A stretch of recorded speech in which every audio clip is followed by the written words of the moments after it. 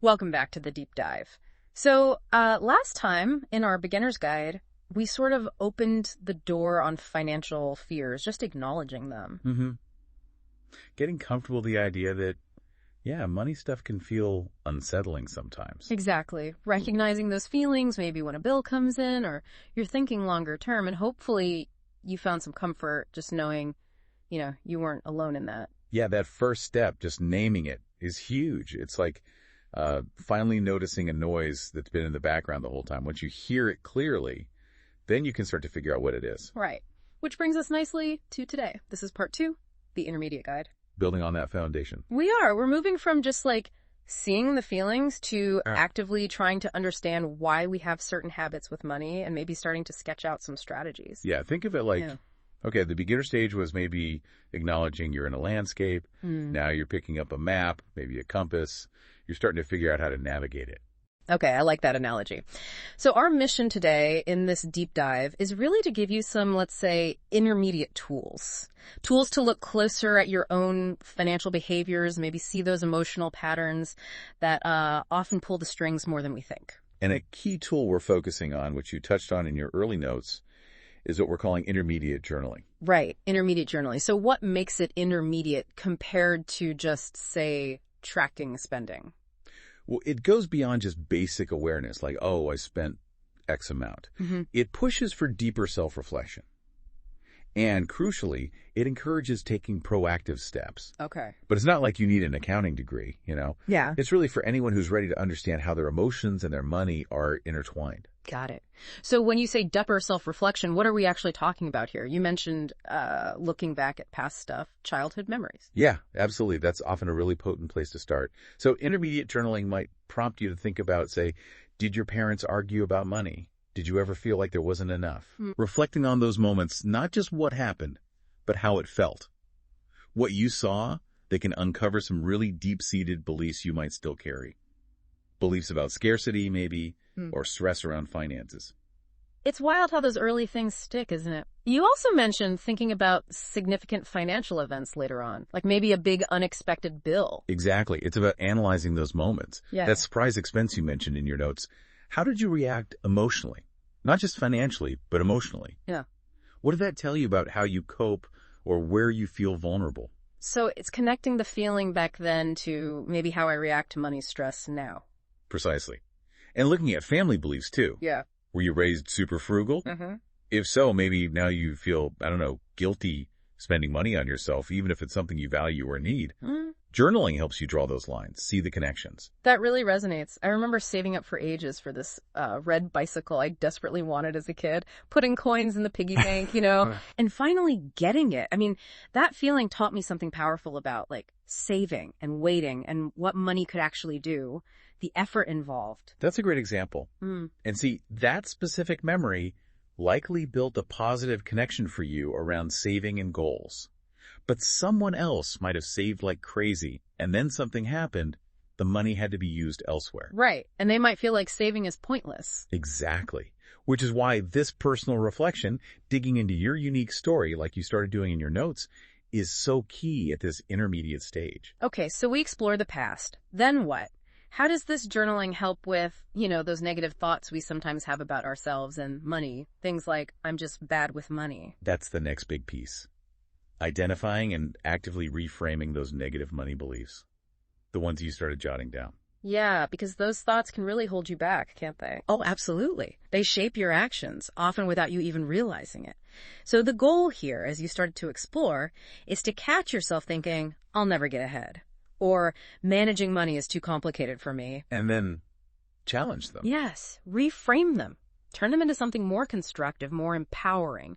So instead of, I'm bad with money, try, I am capable of learning and improving my money skills. Okay, so it's like rewriting the internal script. Exactly. And you mentioned in your notes starting to question where that bad with money idea even came from, right? And looking for counter evidence. Yeah, thinking about times I did make a good decision or stuck to a plan, even a small one. That's perfect. Seeking that contrary evidence is vital. It chips away at the negative belief's power. So if you feel helpless about debt, like you mentioned initially, reframing could be, I'm taking concrete steps to understand and manage my debt. It shifts the feeling from being passive to being active. Precisely. Because if you truly believe you're bad with money, you might avoid looking at your accounts, avoid planning. Yeah, it becomes a self-fulfilling thing. It really can. Which leads to the next step, actively replacing the negative with the positive. Use affirmations. Write down the new belief. I am becoming more mindful of my spending. Say it. Visualize it. All right. And use the journal to track that. How does saying the positive thing feel compared to the old negative thought? Note that down. So, taking that, I always overspend concern from your notes. Yeah.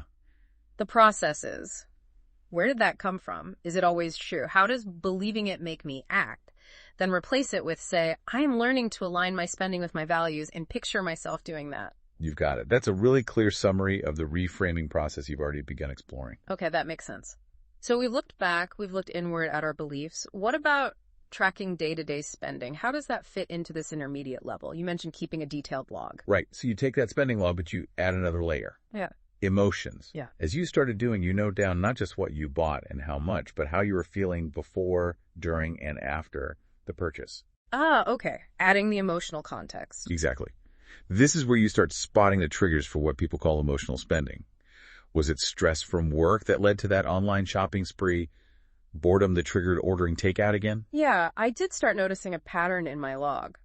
Tough day equals expensive food delivery. See? Keep doing it, and those patterns become clearer.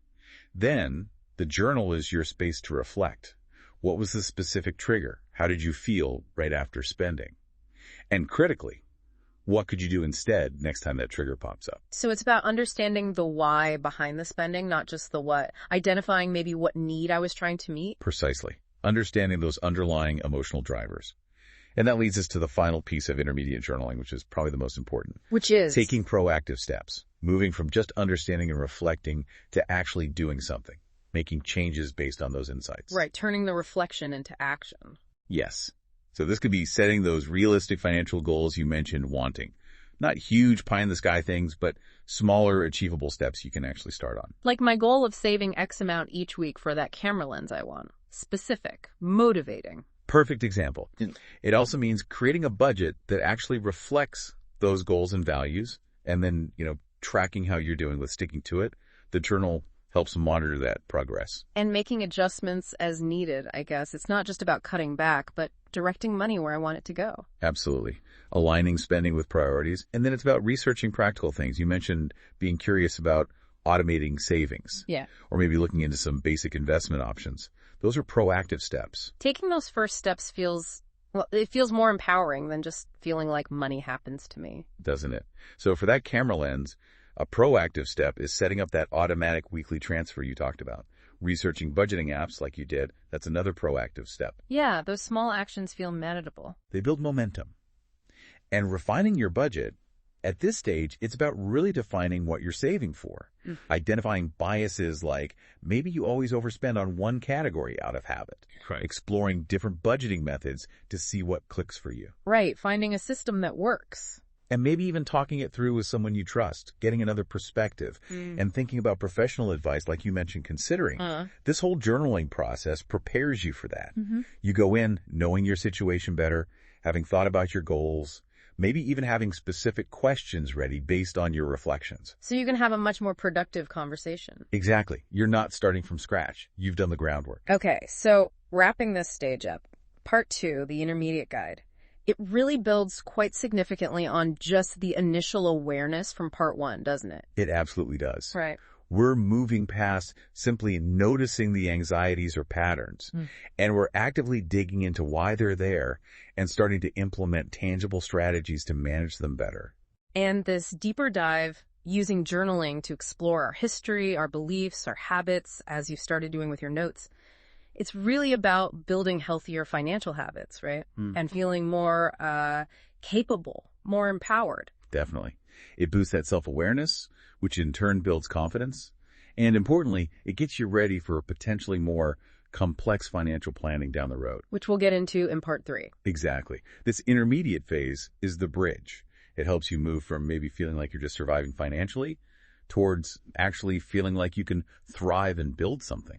So the key things to take away from this intermediate stage, based on your journey and notes, are Really reflecting on past money experiences, catching and reframing those negative beliefs you identified, tracking spending with the emotional context, and then taking those concrete proactive steps towards your goal. That's a great summary. And the encouragement is to keep doing it. Keep engaging with these ideas. Keep journaling. Keep reflecting on those experiences.